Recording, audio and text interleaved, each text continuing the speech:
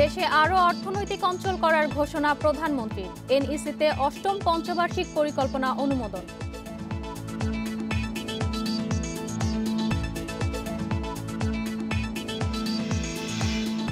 মাতারবাড়ির গভীর সমুদ্র বন্দরে প্রথমবার ভিড়ল পণ্যবাহী বড় জাহাজ, এলো বিদ্যুৎ কেন্দ্রের সরঞ্জাম।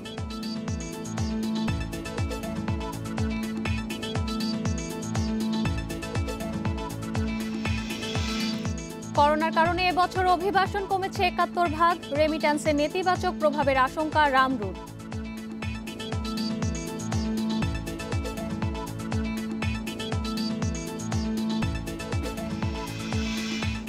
দুর্নীতির নানা অভিযোগ তুলা উন্নয়ন বোর্ডের নির্বাহী পরিচালকের বিরুদ্ধে, ১ লাফে ৫ ধাপ পদোন্নতি।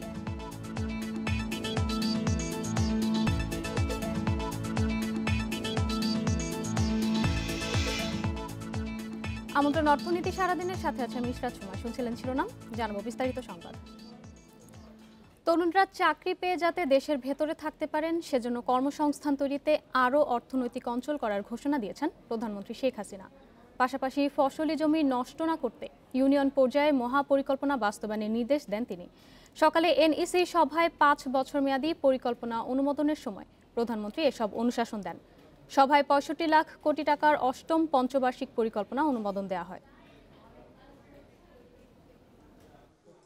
করোনার ধাক্কা সামলে অর্থনীতিকে এগিয়ে নিতে আগামী ৫ বছরের জন্য হাতে নেওয়া হয়েছে অষ্টম পঞ্চবার্ষিক পরিকল্পনা। আর এই পরিকল্পনা বাস্তবায়নের চূড়ান্ত অনুমোদন দেন প্রধানমন্ত্রী শেখ হাসিনা। আমাদের পঞ্চবার্ষিক পরিকল্পনাও শেষ হয়ে যাবে, কাজেই তারপরে সাথে সাথে এই জন্য আমরা অষ্টম পঞ্চবার্ষিক পরিকল্পনাটা প্রণয়ন করে এবং তা বাস্তবায়নের কাজ শুরু করতে পারি। এনইসি সভায় প্রধানমন্ত্রী জানান, বিদেশে বেশি লোক না পাঠিয়ে অর্থনৈতিক অঞ্চল প্রতিষ্ঠা করে কর্মসংস্থান তৈরি করতে হবে। সভা শেষে প্রধানমন্ত্রীর এসব অনুশাসন তুলে ধরেন পরিকল্পনা মন্ত্রী। দেশে বর্তমান ইকোনমিক জোনের বাইরে আরও নতুন ইকোনমিক জোন করা হবে এবং সার্বিক পলিসি থাকবে বিদেশে খালি সবাই চলে না হলে নিজের দেশের ভিতরে থাকার জন্য পরিবেশ সৃষ্টি করা। আর ভেরি ইম্পর্টেন্ট, এটা মোস্ট সিগনিফিকেন্ট একটা অনুশাসন, আর ফসলি জমি যাতে নষ্ট না হয়, ধান পাট গমের জমি, এর জন্য ইউনিয়ন ভিত্তিক master plan, land use plan. অষ্টম পঞ্চবার্ষিক পরিকল্পনায় কর্মসংস্থান সৃষ্টি, দারিদ্র্যের হার কমানো সহ অর্থনীতি পুনরুদ্ধারে গুরুত্ব দেওয়া হয়েছে। তাই আগামী ৫ বছরে তৈরি করা হবে ১,১৩,০০,০০০ লোকের কর্মসংস্থান, আর দারিদ্র্যের হার নামিয়ে আনা হবে ১৫%। পূর্ণাঙ্গ 5 ইয়ার প্ল্যান এখনই পেতে যাচ্ছি, তো প্রত্যেক পরিকল্পনা এটার মাধ্যমে বাস্তবায়িত হবে, এসডিজি বাস্তবায়িত হবে। কোভিডকে মোকাবেলার কৌশল আমরা চেষ্টা করেছি, তো এই বছর যে প্রাক্কলনটা করেছি, প্রাক্কলনটা আমরা করছি, সেটা হলো ১,১৩,৩০,০০০ কর্মসংস্থান তৈরি হবে।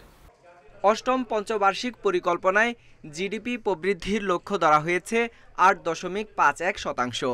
এই পরিকল্পনা বাস্তবায়নে বিনিয়োগ হবে প্রায় ৬৫ লাখ কোটি টাকা, যার ৭৫,০০০ কোটি টাকা আসবে বৈদেশিক উৎস থেকে।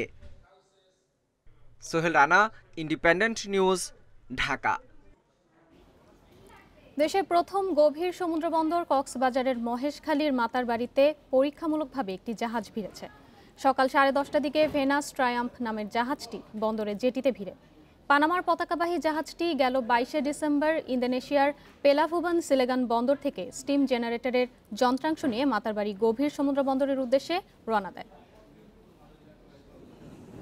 ৯,০০০ মেট্রিক টন ধারণ ক্ষমতার মাদার ভ্যাসেল নোঙ্গর করার মধ্য দিয়ে চালু হলো মাতারবাড়ি গভীর সমুদ্র বন্দরের কার্যক্রম। কয়লা বিদ্যুৎ প্রকল্পের সরঞ্জাম নিয়ে ইন্দোনেশিয়া থেকে এসেছে পানামার পতাকাবাহী এই জাহাজ। বাংলাদেশ সরকারের জন্য একটা মাইল ফলক। আশা করি এই পোর্টের ফ্যাসিলিটি কাজে লাগায় চিটাগাং পোর্ট অথরিটি এটাকে বাণিজ্যিক ভিত্তিতে চালু করার পর দেশের আর্থসামাজিক অবস্থা উন্নয়নের জন্য অবদান রাখবে। জাহাজ ভিড়ানোর জন্য আগেই প্রস্তুত করা হয় 14 কিলোমিটার দীর্ঘ চ্যানেল। 250 মিটার প্রস্থ ও 18 মিটার গভীর এই চ্যানেল দিয়ে বঙ্গোপসাগর থেকে বন্দরের জেটিতে প্রবেশ করে মাদার ভ্যাসেল ভেনাস ট্রায়াম্ফ। গভীর সাগর থেকে জেটিতে জাহাজ প্রবেশের জন্য পথ নির্দেশক 6টি বয়া স্থাপন করেছে চট্টগ্রাম বন্দরের মেরিন বিভাগ। তবে আনুষ্ঠানিকভাবে মাতারবাড়ি গভীর সমুদ্র বন্দর চালুর লক্ষ্য 2025 সালে। এই জাহাজটা একটা টেস্ট ট্রায়াল হিসেবে আমরা নিয়েছি। পরবর্তীতে জাহাজগুলো একের পর এক ভিড়বে মাতারবাড়ি কোল প্রজেক্টের কার্গো নিয়ে। ভবিষ্যতে আমাদের বন্দরের একটা সেকশন আমরা ডেভেলপ করবো, যেখানে বড় আকারের বাণিজ্যিক জাহাজ আসবে, যেটাকে মাদার ভেসেল বলে আমরা। 320 মিটার এবং 14.5 মিটার গভীরতার জাহাজ আসবে, যেখান থেকে পুরো বাংলাদেশের পুরো অঞ্চলে এই কার্গোগুলো ট্রান্সপোর্ট হবে। শিশুর মেরিন প্রাইভেট লিমিটেডের জাহাজটির দেশীয় এজেন্ট হিসেবে কাজ করছে অ্যানসেন্ট স্টিমশিপ লিমিটেড। ইন্দোনেশিয়া থেকে আসা এই ভ্যাসেলটি নোঙর করার মধ্য দিয়ে আনুষ্ঠানিক যাত্রা শুরু হলো এই বন্দরের। ভূ রাজনৈতিক চ্যালেঞ্জ মোকাবেলা করে প্রধানমন্ত্রী কক্সবাজারের মাতারবাড়িতে কয়লা বিদ্যুৎ প্রকল্প এবং গভীর সমুদ্র বন্দর নির্মাণের এমন উদ্যোগ শুধু বাংলাদেশ নয়, পার্শ্ববর্তী বেশ কটি দেশ উপকৃত হবে বলে মনে করছেন বিশ্লেষকরা। Toufiqul Islam, Independent News, Matarbari, Cox's Bazar. Corona মহামারীর কারণে চলতি বছর বাংলাদেশ থেকে অভিবাসন কমেছে ৭১% বেশি। দেশে ফিরে আসা এবং আটকে পড়া অভিবাসী শ্রমিকদের কর্মসংস্থান নিয়েও আছে অনিশ্চয়তা। নানা শর্ত এবং জটিলতায় সরকারের প্রণোদনা সহায়তাও পাচ্ছে না তারা। দেশে শ্রম অভিবাসনের গতি প্রকৃতি নিয়ে বেসরকারি গবেষণা সংস্থা রামরুর এক প্রতিবেদনে উঠে এসেছে এসব তথ্য। অভিবাসন কমায় আগামী বছর রেমিটেন্স প্রবাহ আশঙ্কাজনক হারে কমবে বলছে সংস্থাটি। বিশ্বে করোনা প্রাদুর্ভাবের শুরু থেকে নানা সংকট এবং অনিশ্চয়তায় অভিবাসী শ্রমিকরা সংক্রমণের কারণে দেশে এসে আটকা পড়া, চাকরি হারানো, জোরপূর্বক দেশে ফেরত পাঠানো সহ নানা দুর্ভোগে অনেক অভিবাসী। এছাড়াও করোনা আক্রান্ত হয়ে মারা গেছেন অনেক শ্রমিক। অভিবাসন খাতের বেসরকারি উন্নয়ন সহযোগী প্রতিষ্ঠান রামরুর গবেষণা বলছে, প্রতি বছর 7 থেকে 8 লাখ শ্রমিক বিদেশ গেলেও মহামারীর প্রভাবে এবছর বিদেশ গেছেন প্রায় 2 লাখ শ্রমিক। এবারে শ্রমিকদের স্বাস্থ্য ঝুঁকি ছিল সবচেয়ে বেশি, যেখানে জুলাই পর্যন্ত আক্রান্ত হয়েছেন 70,000 এবং নভেম্বর পর্যন্ত মারা গেছেন 2330 জন। এবারে বৈধ চ্যানেল ব্যবহার বাড়ায় আগের বছর থেকে 17 ভাগ বেড়েছে রেমিটেন্স প্রবাহ। করোনায় প্রবাসী শ্রমিকদের অনেকে কাজ হারিয়েছেন বা কাজ হারানোর আশঙ্কায় সঞ্চয় দেশে পাঠিয়ে দিচ্ছেন, যে কারণে রেকর্ড হারে দেশে এসেছে প্রবাসী আয়। কিন্তু এই বছর তেমন অভিবাসন না হওয়ায় রেমিটেন্স প্রবাহে নেতিবাচক প্রভাব পড়ার আশঙ্কা রামরুর। এই বছরে যারা যান আগামী বছরে তারা রেমিটেন্স করেন। এই বছরে আমরা যেহেতু রেমিটেন্স জানি, এই লোক জানি, রেমিটেন্স যদিও আমাদের বাড়া আছে এই বছরে, আগামী বছরে কিন্তু এটার নেগেটিভ ফলাফল আসতে বাধ্য। কারণ আমরা জানি ৭১ ভাগ অভিবাসন কম হয়েছে গত বছরের তুলনায়। করোনা সৃষ্ট চ্যালেঞ্জ মোকাবেলায় ফিরে আসা প্রবাসীদের জন্য 4% সুদে 200 কোটি টাকার তহবিল ঘোষণা করেছে সরকার। কিন্তু সুদ হার বেশি হওয়ায় এবং নানা শর্তের কারণে এ তহবিলে ছাড় হয়েছে মাত্র 9 কোটি টাকা। এর ব্যবহার বাড়াতে সুদ হার অর্ধেকে নামিয়ে আনার পরামর্শ বিশ্লেষকদের। সরকারের যে প্রণোদনা এবং যে লোনের ব্যবস্থা, এটা কিন্তু তারা ঠিক মতন অ্যাক্সেস করতে পারছে না। সেদিন আমরা একটা রিপোর্ট দেখলাম যে 200 কোটির মধ্যে মাত্র 9 কোটি নাকি ব্যবহার হয়েছে এই লোন। তো সেখানে একটা দেখার দরকার আছে। অভিবাসন প্রক্রিয়া সচল রাখতে নতুন শ্রমবাজার খোঁজা সহ সঠিক ব্যবস্থাপনা এবং প্রশিক্ষণের উপর জোর দেন বিশ্লেষকরা। পাশাপাশি অভিবাসী শ্রমিকদের জন্য দীর্ঘমেয়াদী পরিকল্পনা নেওয়ার তাগিদ তাদের। কপ্তিয়া মুমতাহানা, ইন্ডিপেন্ডেন্ট নিউজ, ঢাকা। অবসরে যাওয়ার 1.5 মাস আগে একেবারেই পদোন্নতি পেয়েছেন 5 ধাপ। আছে ইচ্ছেমতো কর্মচারী নিয়োগ, প্রকল্পের টাকা আত্মসাৎ, ল্যাব মেশিন কেনার নামে অর্থ লোপাট সহ নানা অনিয়ম দুর্নীতির অভিযোগ। ইন্ডিপেন্ডেন্ট টেলিভিশনের অনুসন্ধানে এসব তথ্য মেলে সরকারি সংস্থা তুলা উন্নয়ন বোর্ডের নির্বাহী পরিচালক ফরিদ উদ্দিনের বিরুদ্ধে। 1998 সালে কীট পতঙ্গ বিশেষজ্ঞ পদে তুলা উন্নয়ন বোর্ডে যোগ দেন ফরিদ উদ্দিন। পরে 2013 সালে সম্প্রসারণ ও মার্কেটিং মনিটরিং বিভাগের অতিরিক্ত পরিচালকের দায়িত্ব পান। এর ঠিক 1 বছরের মধ্যে চলতি দায়িত্ব পেয়ে নির্বাহী পরিচালক হন। অবসরে যাওয়ার ঠিক 1.5 মাস আগে সুপেরিয়র সিলেকশন বোর্ডের সুপারিশে 5ম গ্রেড থেকে সরাসরি 1ম গ্রেডের কর্মকর্তা হিসেবে পদোন্নতি পান। নানা অনিয়মের অভিযোগে 2018 সালে দুর্নীতি দমন কমিশন দুদকে তলব করা হয় ফরিদ উদ্দিনকে। বোর্ডের স্টোর কাম ফিল্ডম্যান মাহফুজুর রহমান 7 বছর আগে মেয়ের চিকিৎসার জন্য ছুটি নিয়ে যুক্তরাষ্ট্র পাড়ি দিলেও দপ্তরের খাতায় এখনও ছুটিতে। তার সাথে তো আমার দেখা হচ্ছে, তার সাথে আমার দেখা, আমেরিকায় গেছি, আমার যারা কলিগ তারা ধরেন ও তো একটা অন্যরকম। অনুসন্ধানে দেখা গেছে গত ৩ মাসে বড় অঙ্কের ঘুষের বিনিময়ে রংপুর ও দিনাজপুর তুলা গবেষণা কেন্দ্রে শ্রমিক নিয়োগ দেওয়ার অভিযোগও রয়েছে নির্বাহী পরিচালকের বিরুদ্ধে। গত 7 বছরে আমি কোনো লেবার নিয়োগ দেইনি। হ্যাঁ হয়েছে তো, মিথ্যা তো না। এটা তো ফাইলে সাইন হয়েছে, আমরাই দিছি। প্রতিষ্ঠানটির ল্যাবে 2 কোটি টাকা ব্যয়ে জার্মানি থেকে HBI 9000 মডেলের মেশিন স্থাপনের কথা থাকলেও মাত্র 37 লাখ টাকা ব্যয়ে কেনা হয়েছে HBT মডেলের অন্য মেশিন, যা থেকে লোপাট করা হয়েছে প্রায় 1.5 কোটি টাকা। 2 বছর আগে অবসরকালীন ছুটিতে যাওয়া জিনিং অফিসার সোহরাব হোসেন কেন অফিসে বসেই কাজ করছেন তা নিয়েও আছে নানা জল্পনা কল্পনা।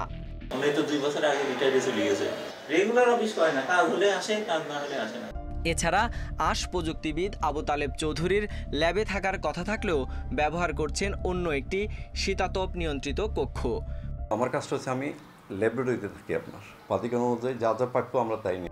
উচ্চমান সহকারী রুনা পারভিনের দায়িত্ব পালনের কথা রাজধানীর সদর দপ্তরে, কিন্তু চলতি দায়িত্ব নিয়ে তিনি কাজ করছেন নিজ এলাকা শ্রীপুর তুলা উন্নয়ন খামারে।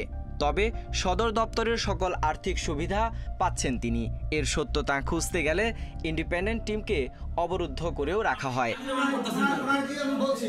এসব অনিয়মের বিষয়ে ফরিদ উদ্দিনের সঙ্গে যোগাযোগ করা হলে তিনি সব অভিযোগ অস্বীকার করেন। সরাসরি একটা ইন্টারভিউ পেতে পারি আসলে এই বিষয়ে? এই বিষয়ে তো কোনো ইন্টারভিউ দেওয়া যায় না।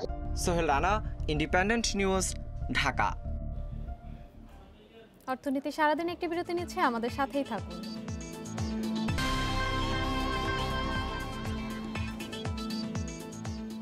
পেঁয়াজ রপ্তানির উপর আরোপিত নিষেধাজ্ঞা প্রত্যাহার করেছে ভারত। আগামী 1 জানুয়ারি থেকে কার্যকর হচ্ছে এই সিদ্ধান্ত। কয়েক সপ্তাহ ধরে দেশটির অভ্যন্তরীণ বাজারে পেঁয়াজের দাম কমতে থাকায় সোমবার এই সিদ্ধান্ত নিয়েছে ভারতের বাণিজ্য ও শিল্প মন্ত্রণালয়। প্রতি বছর ভারত প্রায় 20 লাখ টন পেঁয়াজ রপ্তানি করে, কিন্তু বন্যায় উৎপাদন ও সরবরাহ ব্যাহত হওয়ায় গেল সেপ্টেম্বরে ভারতে পেঁয়াজের দাম 3 গুণ বেড়ে যায়। এরপরে সব ধরনের পেঁয়াজ রপ্তানির উপর নিষেধাজ্ঞা জারি করা হয়। এদিকে ভারত পেঁয়াজ রপ্তানির উপর থেকে নিষেধাজ্ঞা তুলে নেওয়ার খবরে আমদানির জন্য এলসি খোলার প্রস্তুতি নিচ্ছেন বাংলাদেশের ব্যবসায়ীরা। এবার প্রতি টন পেঁয়াজ $200 থেকে $250 এলসি খোলা হবে বলে জানান তারা। এছাড়াও রাজধানীর বাজারেও কমতে শুরু করেছে পেঁয়াজের দাম। টিসিবির তথ্য অনুযায়ী মঙ্গলবার রাজধানীর বাজারে প্রতি কেজি দেশি পেঁয়াজ বিক্রি হচ্ছে 45 থেকে 60 টাকায় এবং আমদানি করা পেঁয়াজ বিক্রি হচ্ছে 30 থেকে 40 টাকায়।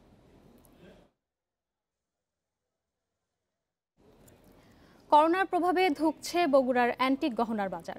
স্বাভাবিক সময় মাসে 50 থেকে 60 লাখ টাকা কেনাবেচা হলেও এখন তা দাঁড়িয়েছে অর্ধেকে। ব্যবসায়ীরা বলছেন করোনার কারণে ভারতে কাঁচামালের দাম বেড়ে যাওয়া এবং গ্রাহক চাহিদা কমায় লোকসানের মুখে তারা। সরকারি প্রণোদনার অংশ এ খাতেও দেওয়ার দাবি তাদের। ধরমপুর বাজারে অ্যান্টিক গহনা তৈরি শুরু হয় প্রায় 15 বছর আগে। ধীরে ধীরে হয় 160টি দোকান। শুধু এই মোকামে কাজ করছে প্রায় 1,500 শ্রমিক, যাদের বেশিরভাগই নারী।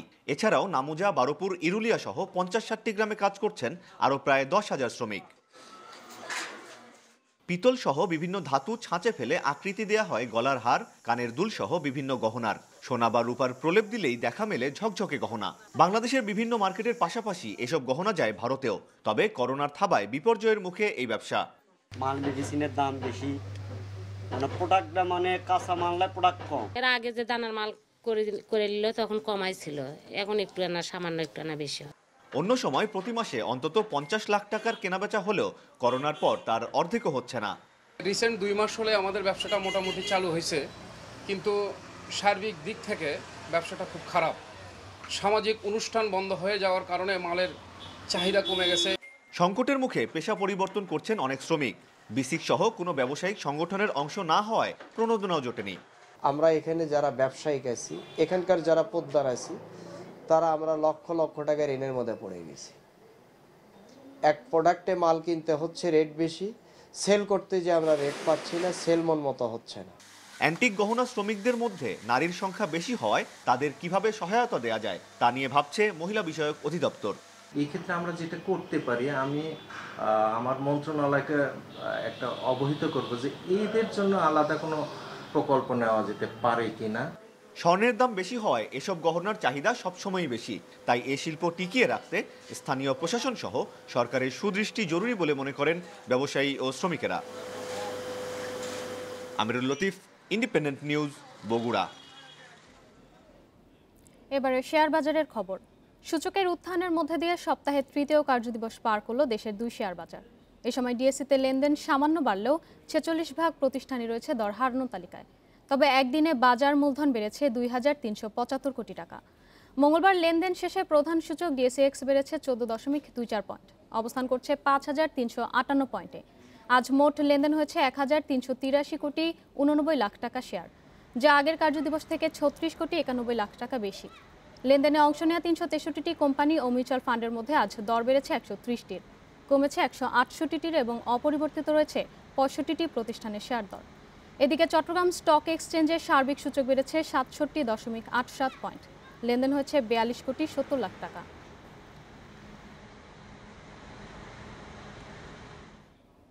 এবারে জানাবো বিশ্বের প্রধান মুদ্রার সাথে টাকার আজকের বিনিময় হার। অপরিবর্তিত রয়েছে যুক্তরাষ্ট্রের ডলারের দর, বিনিময় হচ্ছে 84 টাকা 90 পয়সায়। যুক্তরাজ্যের পাউন্ডের দর কমেছে, বিনিময় হচ্ছে 117 টাকা 43 পয়সায়। ইউরোর দর বেড়েছে, বিনিময় হচ্ছে 106 টাকা 2 পয়সায়। অপরিবর্তিত ভারতীয় রুপির দর, বিনিময় হচ্ছে 1 টাকা 22 পয়সায়। সৌদি রিয়ালের দর রয়েছে অপরিবর্তিত, বিনিময় হচ্ছে 22 টাকা 73 পয়সায়। আরব আমিরাতে দিরহামের দরও অপরিবর্তিত, বিনিময় হচ্ছে 23 টাকা 23 পয়সায়। কুয়েতে দিনারের দর বেড়েছে, বিনিময় হচ্ছে 279 টাকা 75 পয়সায়। বেড়েছে মালয়েশিয়ান রিঙ্গিতের দর, বিনিময় হচ্ছে 21 টাকা 07 পয়সায়। এই ছিল আজকের অর্থনীতি সারাদিনে। ইন্ডিপেন্ডেন্ট টেলিভিশনের সব খবর আরও জানতে চোখ রাখুন ফেসবুক, ইউটিউব এবং টুইটারে। আমন্ত্রণ আমাদের পরের আয়োজনে।